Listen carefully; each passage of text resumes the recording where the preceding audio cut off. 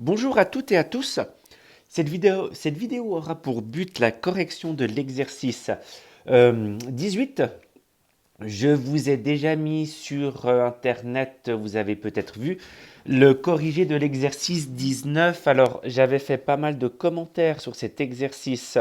Ça avait pris un long moment pour comprendre comment construire un dual ou ces duos au pluriel. Voilà. Je vous ai mis le corrigé tel quel. Ne vous prenez pas trop la tête avec ça. Il faut comprendre le principe général de la construction. Si vous avez compris et que vous avez fait assez facilement le dual du tétraèdre et que pour aujourd'hui vous avez fait assez facilement le dual du cube, bah vous avez compris comment ça marche. Je ne pense pas vous demander lors d'un test le dual d'un icosaèdre ou voilà, ces formes compliquées et longues, c'est absolument inutile à tester. Par contre, il faut évidemment savoir la définition d'un dual. Alors, je vous propose la chose suivante. On s'était arrêté avec cette page-là lorsqu'on avait dégrossi ensemble cet exercice PO18. Euh, on va le corriger maintenant. Alors, la question, à quel polyèdre obtiens-tu alors, je pense que vous êtes arrivé au bout. Vous aviez un point normalement derrière, si je fais rapidement comme ça, et vous avez un dernier point en bas à trouver, et vous avez ceci, ceci, là, à peu près. Et il manque encore ce segment et ce segment. Donc vous voyez qu'on a le tétraèdre. Je vous donnerai après un corrigé fait de manière informatique, donc je ne vais pas trop noter de choses là-dessus. Pardon, le tétraèdre, excusez-moi, quel polyèdre obtiens-tu? L'octaèdre régulier. Petit b calcule la longueur de son arête. Alors c'est ce que j'avais fait ici. En fait, je vous avais donné quasiment la réponse, parce que le but, c'est avec le schéma de trouver cette partie-là. Le but, c'est d'arriver à faire cette partie. Donc essayez toujours, quand on vous demande de calculer une arête, alors on pourrait passer par de la trigonométrie. Essayez à chaque fois de passer par le théorème de Pythagore, c'est-à-dire dans les deux cas, essayez de trouver des angles droits, des triangles rectangles. D'ailleurs, c'est vrai que je ne l'ai pas noté la dernière fois, mais voilà, sinon mon exercice il est infaisable. Ici il y a un angle droit. Du coup, A, je peux le calculer ici, bah, c'est la somme des carrés des cathètes pris sous la racine carrée. Bah, ça fait 25 plus 25, ça fait racine de 50. Alors, je vais pas m'arrêter là, je vais faire une petite étape supplémentaire. C'est quelque chose que vraiment j'aime bien voir quand je fais ce cours des polyèdres avec les élèves en 10e année. Après, alors, je le répète de temps en temps dans une ou deux vidéos, on est bien d'accord que cette école à distance, j'espère qu'elle fonctionne au mieux, mais je pourrais jamais vous demander, comment dire, une maîtrise du savoir aussi grande que ce qu'elle aurait été si on avait fait de l'école présentielle. C'est-à-dire que si on avait tous été ensemble dans la même classe, on aurait pu aller un petit peu plus loin. Alors, il y aura sûrement des choses à reprendre quand on va se revoir, mais au moins, on aura réussi à faire un survol général, même plus qu'un survol, même aller assez dans les détails de ce thème des polyèdres. Je réponds toujours aux questions, donc vraiment n'hésitez pas à m'en poser.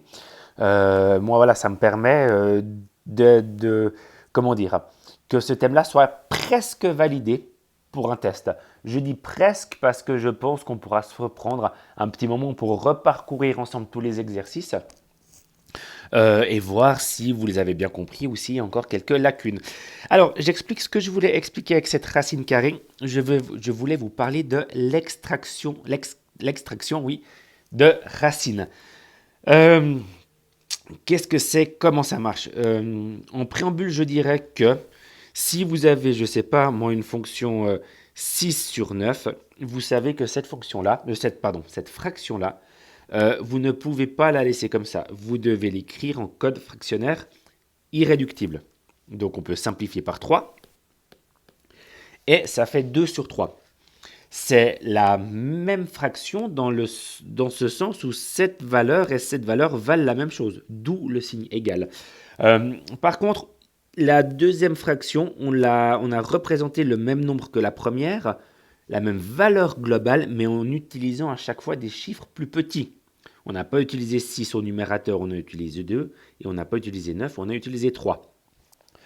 On a une analogie, quelque chose de similaire qu'on peut faire avec les racines. C'est-à-dire quand on a une racine carrée, comme le cas racine de 50, on a une obligation, c'est de l'extraire. Alors ça veut dire quoi de l'extraire? Ça veut dire que quand vous avez ça, vous réécrivez votre racine carrée, mais votre 50, vous le remplacez en un produit. C'est-à-dire vous devez trouver deux nombres qui, quand vous les multipliez, donnent 50. Bon, c'est facile, il y a 5 fois 10. Si j'écris ça comme ça, mon égalité est vraie, donc j'ai le droit de le faire. Simplement, on va se rajouter une petite contrainte supplémentaire. Je veux que au moins un de ces deux nombres soit un carré parfait. Donc je vous rappelle la liste des carrés parfaits. Alors il y a 1, mais on ne va pas l'utiliser ici. 2 au carré, 4. 3 au carré, 9. 4 au carré, 16. 5 au carré, 25, etc. etc. Donc la contrainte, c'est que l'un de ces deux nombres doit être un carré parfait. 5 n'est pas un carré parfait, donc je l'enlève. Et du coup, si j'enlève mon 5, mon 10 va aussi s'enlever parce qu'au final, je veux une multiplication qui donne 50. Alors, si vous cherchez dans ces premières propositions, il y en a une normalement qui devrait sauter aux yeux, c'est 25. Oui, 50, on peut l'écrire comme étant 25 fois 2. Alors, regardez ce que j'ai fait, hein. Il n'y a rien de magique. J'ai écrit que 50, c'était 25 fois 2. Bon, il n'y a pas de problème avec ça. Maintenant, pourquoi j'ai écrit ça? Alors, je continue, je vais continuer sur la ligne suivante. Ce qu'on a le droit de faire, et ça c'est quelque chose que vous êtes censé savoir, c'est que la racine d'un produit, c'est le produit des racines. Qu'est-ce que ça veut dire?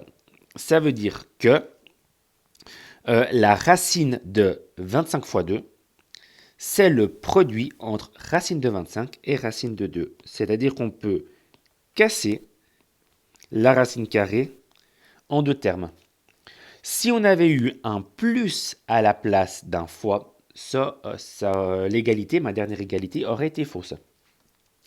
Et maintenant, j'espère que vous voyez l'étape suivante que je vais faire.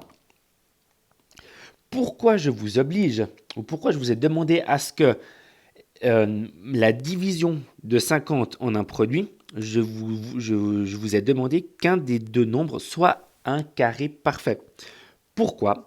Parce que comme 25 est un carré parfait, à cette étape-là, je vais juste monter ça, à cette étape-là, qu'est-ce qui se passe? Eh bien, on voit qu'on a un racine carrée de 25.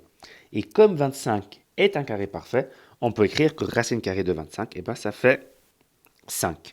Et fois racine de 2, on peut aussi ne pas mettre le fois, comme pour du calcul littéral. Racine de 50, au final, c'est 5 racines de 2. Voilà. Donc ici, pardon, je voulais faire avec le marqueur. Ici, on a la bonne réponse. Si vous avez mis racine de 50, c'est parfait, c'est tout bon. Racine de 50 cm. N'oubliez pas qu'on travaille en centimètres. L'idéal, quand vous avez racine de 50, c'est d'écrire à la place 5 racines de 2. Et à ce moment-là, vous avez la racine qui a été extraite. J'espère que c'est clair. Alors, la parenthèse étant terminée, on va pouvoir faire le C. Trace le duel du polyèdre obtenu plus haut. Alors, on refait, et je pense que vous avez calculé ou tracé plutôt. On va faire, pardon, je me trompe un peu sur les traits. Les médianes, la médiane, on a un point et on trouve comme ça le centre de gravité de toutes les faces triangulaires et normalement, vous aurez dû avoir ça, c'est-à-dire un cube. Et le dé, on a dit qu'on ne le faisait pas.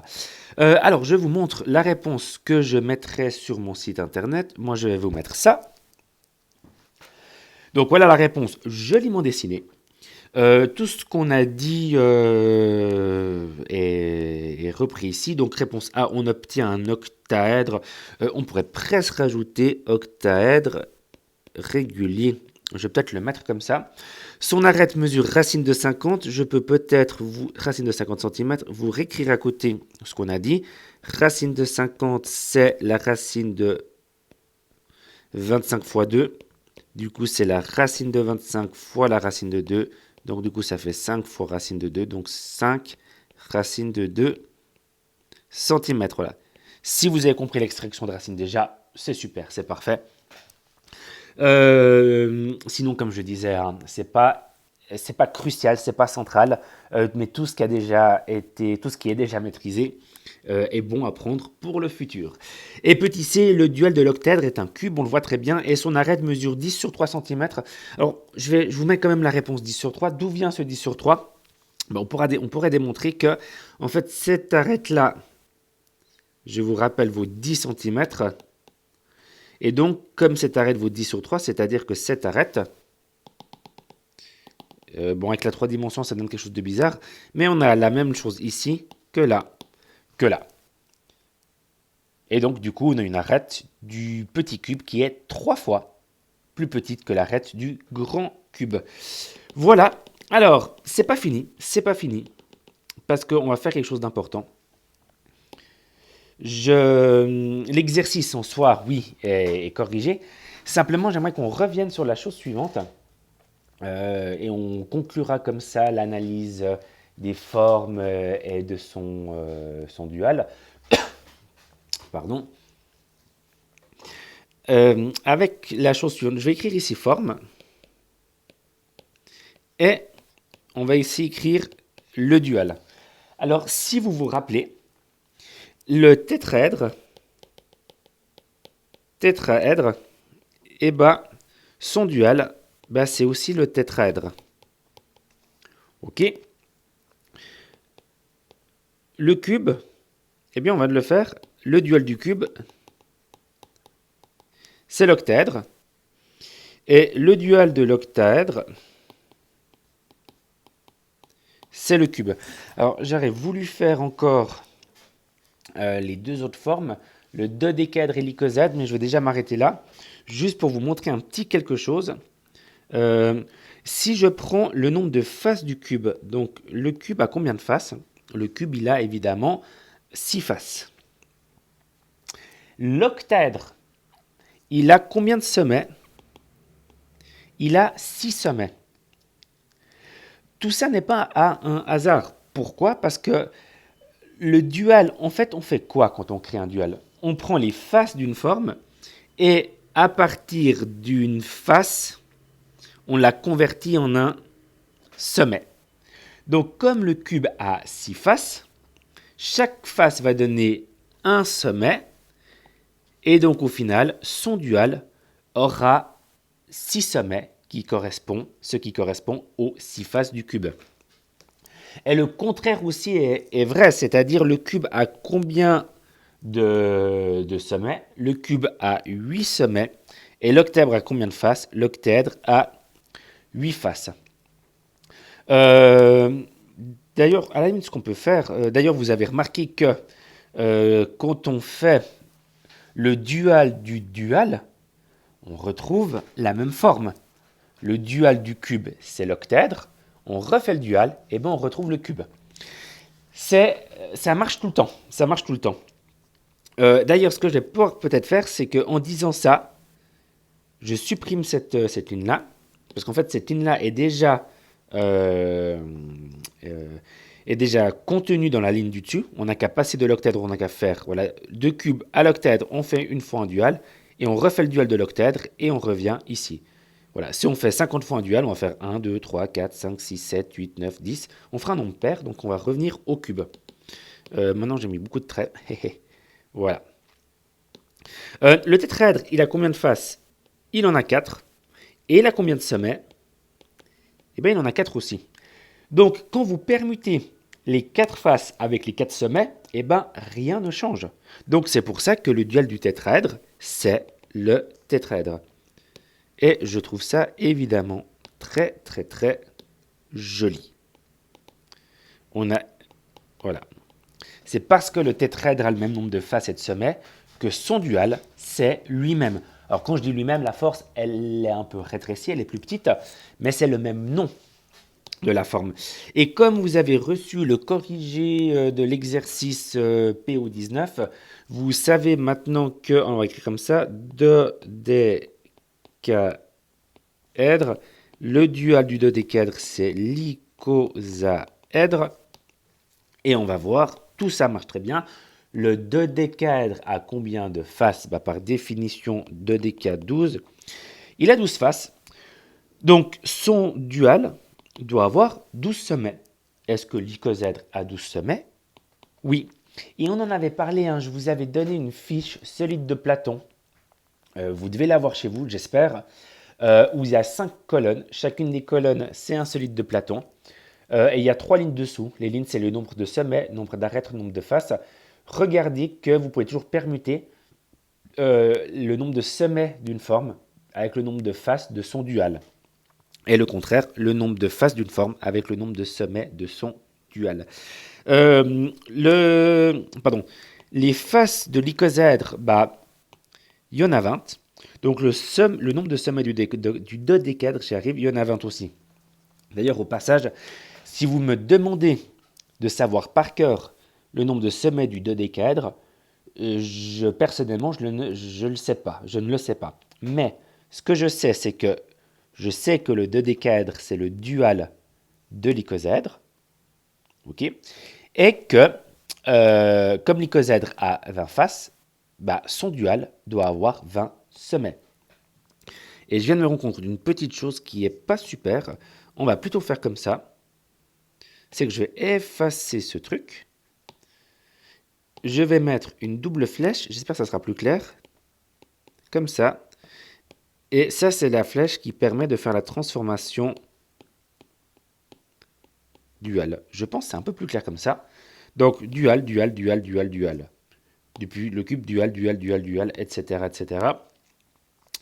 Alors, je vais enlever ça. Je pense que je vais vous mettre... je vais vous mettre cette page-là. On va faire... je vais la rendre un peu plus jolie. Je vais peut-être vous la mettre comme ça. J'espère que c'est complet. Ah, et une toute petite dernière chose. On a parlé des faces, on a parlé des sommets. On n'a pas parlé des arêtes. Les arêtes ne changent pas. Le tétraèdre, il a... l'arête, le nombre d'arêtes du tétraèdre, c'est 6. Donc l'arête, c'est 6. Le nombre d'arêtes du cube, c'est 12.